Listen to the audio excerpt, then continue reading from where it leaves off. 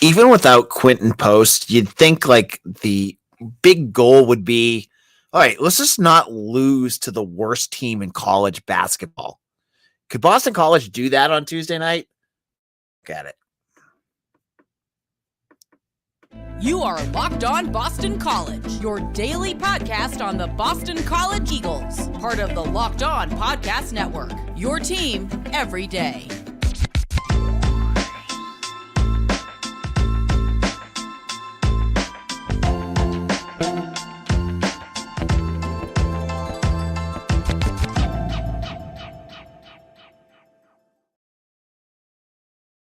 This is your host, AJ Black. I'm the and publisher of Eagle Insider, part of the 247 network. Thank you all for listening. BC had one goal, I have to say, in this ACC tournament. From my perspective, they went in as a 10 seed. It was disappointing that they didn't get the 8 or 9, but Quinten Post's injury kind of changed the perspective on what their expectations should be. They go out there, they play Louisville. Louisville had 4 wins on the entire season. 4. The entire year. All you needed to do was go out there and defeat the Cardinals. And I think everything after that is house money if you're playing without Quinten Post. The first half of this game felt like that was a lofty goal because it looked to me like the BC team that lost to UNH, that lost to Maine, to Tarleton State, reared its ugly head. But a strong, and strong, I don't think is even the right term in this game. A dominant second half for the Eagles gets BC in the second round of the ACC tournament as they defeat the Louisville Cardinals 80-62. All right, let's talk about this game, folks. Thank you for joining us on today's show. Let's look at this. So, heading into Tuesday's game, I think every BC fan wanted to know about the 7-foot center, Quinten Post. Would he play in this game? Because as we've seen throughout this year, when Post is ready to go, when he is healthy, BC is one of the most dangerous in the conference. They can beat a UVA. They can beat a Clemson. They can win ranked games. When Quinten Post is not playing, this team could be one of the worst teams in this conference. That just is showing you how impactful this Dutch center from Mississippi State can be. So we're waiting. I got hosed because I shared a picture on our Twitter at Locked On BC of what I thought was Quinten Post. It was actually Andrew Kenny. I looked at it really quick. I thought it was Post, but it was Kenny. I thought he was going to play. Earl Grant on Monday said today. We had to wait. Then about 5 minutes, we find out he is not playing. I think every Boston College fan listening to this podcast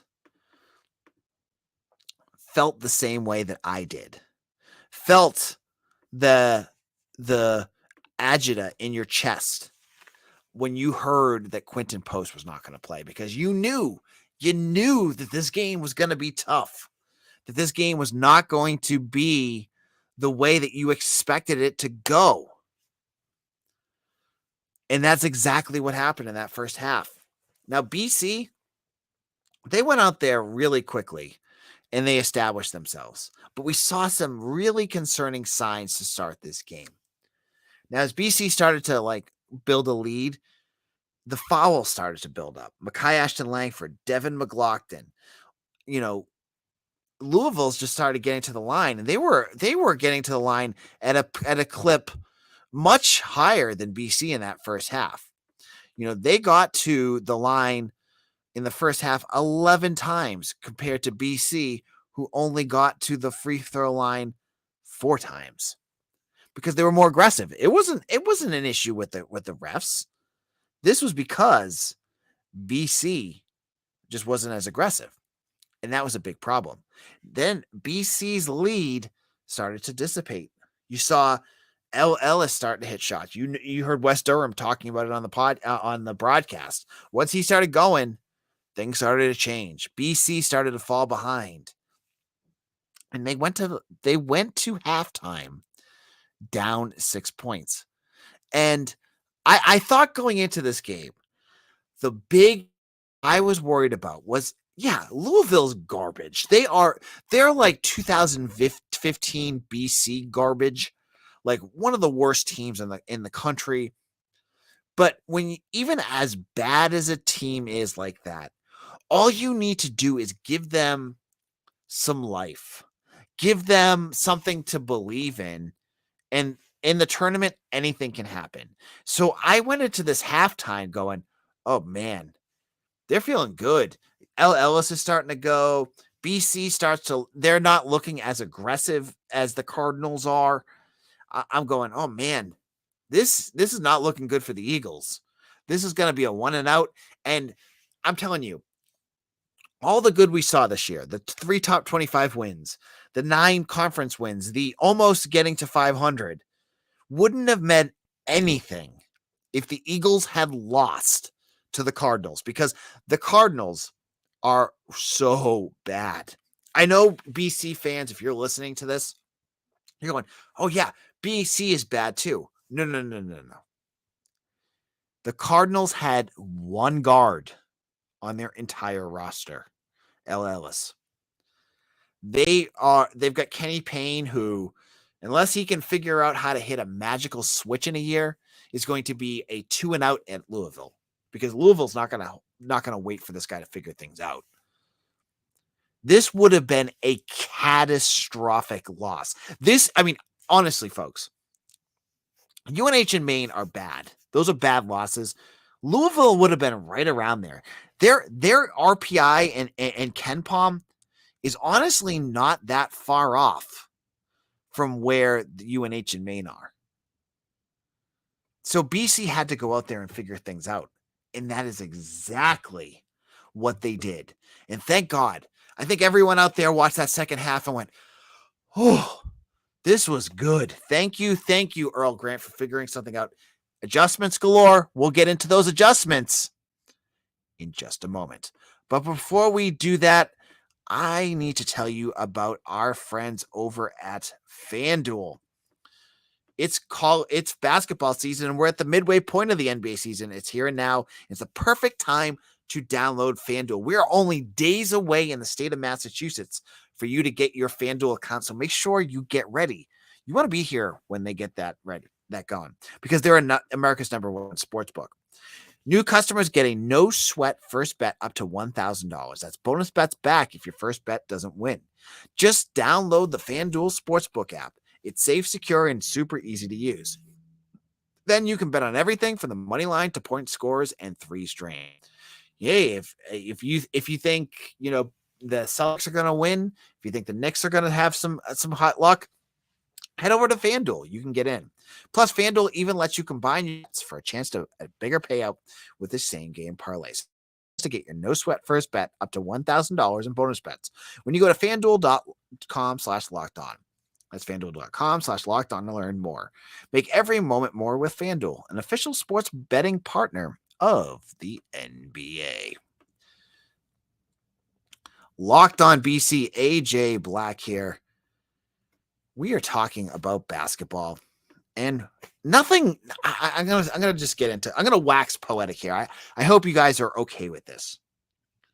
Nothing beats BC being good in March. Some of my favorite moments when I was at Boston College were the Eagles basketball team in those late runs. I was at BC when they lost to Villanova in that Sweet 16 matchup. I was at Harry's Bar. If you're out there, you know what Harry's Bar is. I was there with BC fans watching that, and it sucked. But those games were so much fun to watch. And we're seeing glimpses of this as Earl Grant has improved to 3-1 in the ACC tournament. Love to see him go 4-1, but we'll get into that later. That second half, though, I saw someone tweet out, Mike Costabile, I think his name is, on Twitter, saying this coaching staff does not know how to make adjustments. I put money on Louisville money line. BC has no chance or something like that. How wrong my friend was. Because in that second half, BC not only got their stuff, their SI asterisks together, they dominated Louisville. And they did what you need to do against a bad team, which is to put your foot on their throat and take out any life that they had. I go back to one of the moments where Louisville had an alley-oop dunk, and I think it was the early second half. And Keith Wynn, who is a friend of the podcast, he's a Louisville fan, tweeted out the picture of the video of it because it was funny, not for what he's a Louisville guy. It was a great play by Louisville, but what you saw was the guy dunking it and half the bench wasn't even paying attention to the game. BC just needed to play well and put things together, and they were going to win this game. And that's exactly what they did in that second half. How did they do it? BC was physical, and they dominated. They out-rebounded in the second half. They out-rebounded the Cardinals 25-11. In some of those drives and possessions, BC just got opportunity after opportunity. And I go back to one where Mason Madsen hit a three-pointer. Mason Madsen, who was on our show earlier this week. BC, they missed a few shots, rebound, missed a shot, rebound, miss a shot, outlook pass to Mason Madsen, who's wide open. He hits the three, puts BC up by 10, and that's all she wrote. That's all it took for BC to win this game. And this happened over and over again. Louisville, I want to say, did not look in that second half, did not look interested at all in playing this game. Kenny Payne looks like he has lost that locker room. Those players need to enter the transfer portal as fast as they can and figure out what the heck is going on in that program, because BC beat the crap out of them in that second half. And that is credit to the staff, to the players who went down early and still won this game. Jaeden Zackery, who has had moments where he disappears, has had moments where he's not effective. He had moments in this game where he was frustrating. I mean, BC should have won by 20 plus points if he could hit his free throws. I don't care about that, though, because he was very aggressive. In that second half, wasn't just about the rebounds BC got, but the ability to get to the offensive, to the free throw line to put this game away, because BC was able to get 49 points in that second half and able to get to that free throw line. Louisville did in that first half. They flipped the script. Cardinals. That is good basketball coaching, and that shows you that BC did not need to get things out of control here.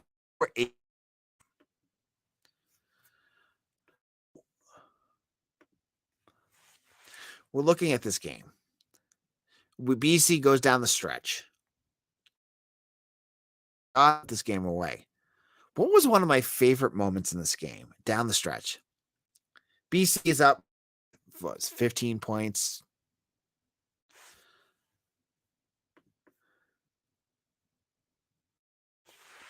BC up there.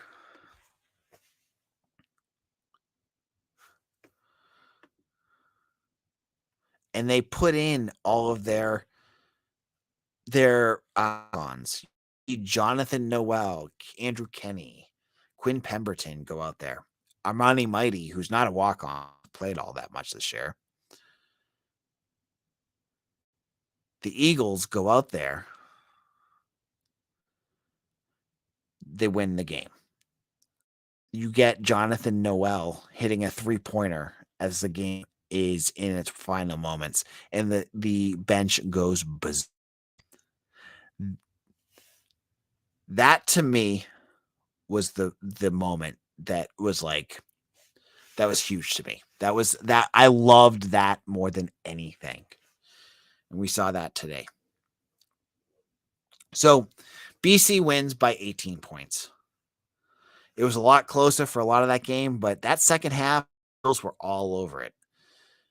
And I think what I would love to put up there, I would love to say is that, and one name that I did not talk about was Prince Aligby.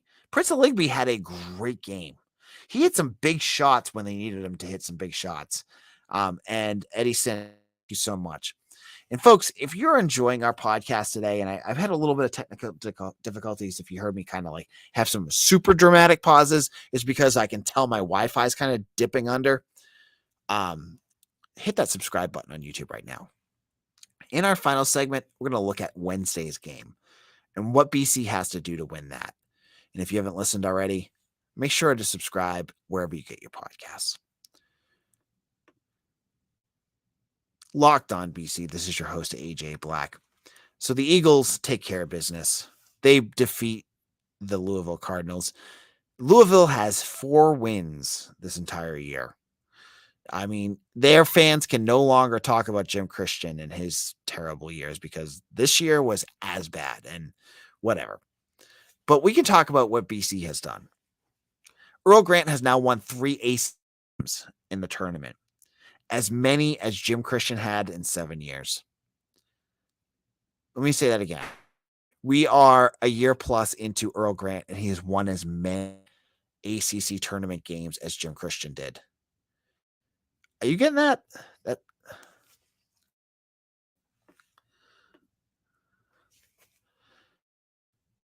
I'm looking at this.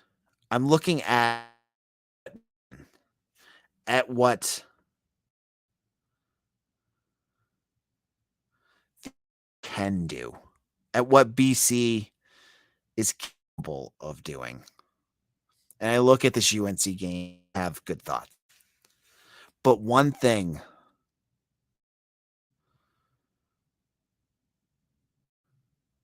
one piece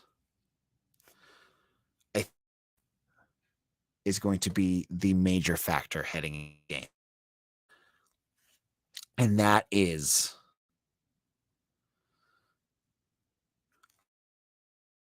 the play of Quinten Post. We're having a little technical difficulty, so I'm holding off for a second here.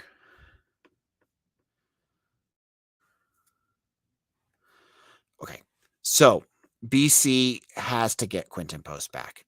They need to see their big center back because UNC has Armando Bacot is going to be a thorn in BC's side. Because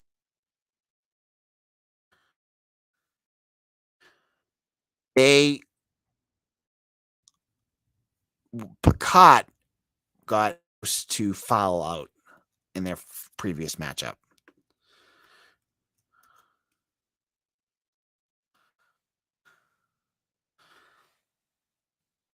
And Post needs to have a big game. Come back, first of all. I'm not sure what BC here. There's a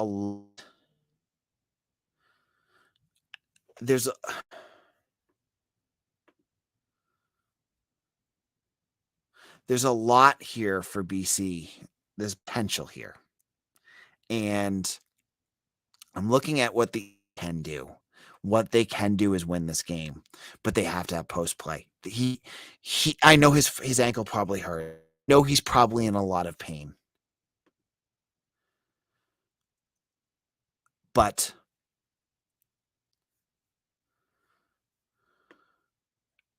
BC needs to do.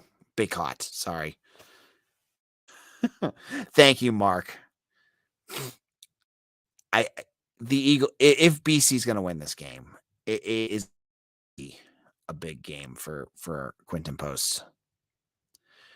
We're going to get into more tomorrow. I'm having difficulties. I apologize. I'm having all sorts of Wi-Fi issues right now, which I never have. We'll be back tomorrow. We'll talk about the BC baseball game.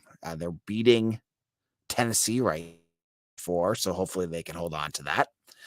And we'll get into more as we